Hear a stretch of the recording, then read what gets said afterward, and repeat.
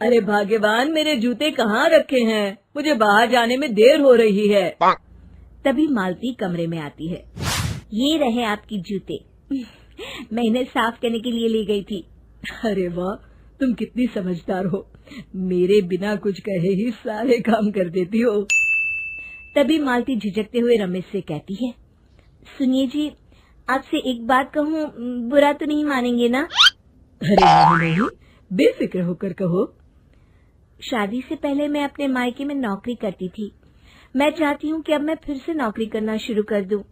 वैसे भी सारा दिन घर में बोर हो जाती हूँ।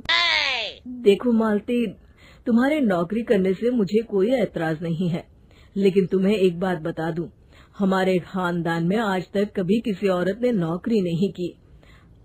फिर भी एक बार तुम माँ से पूछ कर देखो, अगर वो तुम्हें नौकरी करने की इजाजत दे देती है तो अच्छी बात है। रमेश वहाँ से चला जाता है। फिर उसी शाम मालती अपनी सास के पैर दबा रही होती है। तभी उसकी सास मालती से कहती है, अरे क्या बात है बहू, आज तो ठीक तरह से मेरे पैर नहीं दबा रही। किसी ख्याल में खोई पड़ी है क्या?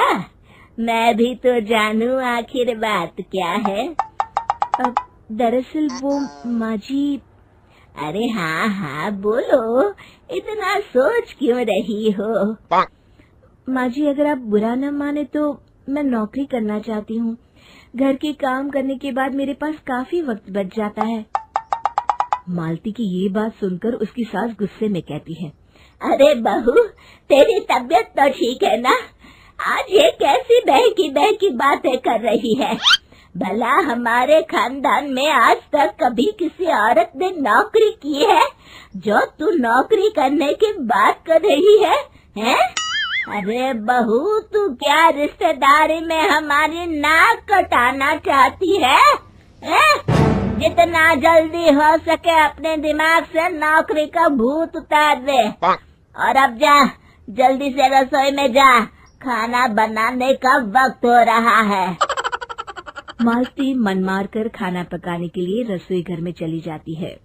अगले दिन, नमस्ते माँ जी, कैसी हैं आप? अरे आओ आओ दिवाकर बेटा, बैठो, मैं तुम्हारे लिए चाय मंगाती हूँ। बहू, जरा एक कप चाय तो लेती आना। फिर दिवाकर एक फाइल खोलकर मालती की सास के सामने रख देता है। ये देखिए माँ जी, ये है पिछले महीने का हिसाब और ये रहे मुनाफे के रुपए। एक बार हिसाब देख लीजिए और इन कागजों पर अपने दस्तखत कर दीजिए। अरे दिवाकर बेटा, मैंने भला आज तक कभी तेरा हिसाब देखा है जो अब देखूंगी? ला बता, कहाँ दस्तखत करूं?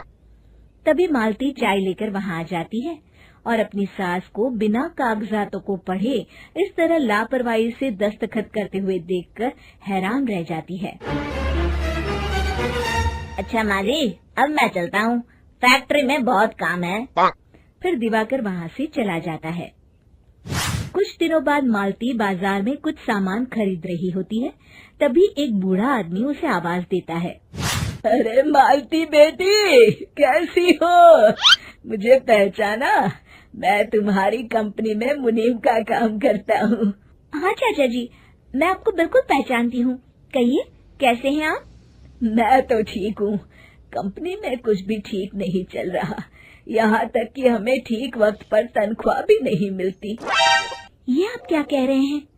अब क्या बताऊँ, आप लोग तो कभी हिसाब किताब देखने दफ्तर आते नहीं। मेरी मानो तो एक बार आप लोग दफ्तर आकर सारा हिसाब किताब देख लो, आपको असलियत पता चल जाएगी। अच्छा बेटी, अब मैं चलता हूँ, देर हो रही है। फिर वो बूढ़ा वहाँ से चला जाता है। वहीं दूसरी तरफ मालती घर पहुंचकर अपनी सास को सारी बात बताती है। तभी वहाँ रमेश भी आ जाता है, लेकिन मालती की सास मालती की किसी भी बात पर विश्वास नहीं करती। तभी रमेश कहता है, अरे माँ, बिना आग के कभी धुआं नहीं उठता। जब मालती इतना कह रही है तो हमें एक बार दफ्तर चलकर देख लेना चाहिए। वैसे भी हम लोग काफी दिन से अपने दफ्तर नहीं गए हैं। इस तरह किसी एक आदमी के भरोसे काम छोड़ना मुझे भी ठीक नहीं लगता। अगले दिन वे सभी अपने दफ्तर पहुंचते हैं और सीधे दिवाकर के कैबिन में जाते हैं। अचानक सबको एक साथ देखकर दिवाकर चौंक जाता है। अरे माँ जी, आप सब लोग अचानक यहाँ कैसे आ गए? अगर कुछ काम था तो मुझे एक फोन कर दिया होता, मैं आपके घर आ जाता। तभी मालती की सास कहती है, अरे दिवाकर बेटा, आज मैं हिसाब देखने दफ्तर आई हूँ, जरा मुझे पिछले 6 महीनों का हिसाब दिखाना तो बेटा। दिवाकर घबराते हुए हिसाब की फाइल मालती की सास को देता है। मालती की सास फाइल लेकर मालती को देती है और कहती है, ले बहू, देख ले हिसाब। मालती फाइल को बड़े गौर से देखती है और अगले ही पल उसे सारी गड़बड़ी समझ में आ जाती है। वो अपनी सास से कहती है, माँ जी, मुनीम चाचा बिल्कुल सही कह रहे थे। हमारी कंपनी में पिछले 6 महीनों में जितना मुनाफा हुआ है, हमें उसका आधा पैसा भी नहीं मिला। यूँ समझ लीजिए कि 1 रुपये में सिर्फ चवन्नी ही हमारे हाथों में आई है। मालती की बातें सुनकर मालती की सास गुस्से से दिवाकर को पूछती है, क्यों दिवाकर, मेरी बहू जो कह रही है वो सच है? दिवाकर समझ जाता है आज उसका भांडा फूट चुका है। वो गिड़गिड़ाते हुए कहता है, मुझे माफ कर दीजिए माँ जी, मैं पैसों के लालच में अंधा हो गया था।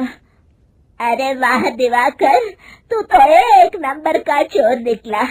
इतने दिनों से मैं तुझ पर आंख बंद करके भरोसा करती रही और तू मुझे ही चुना लगाता रहा।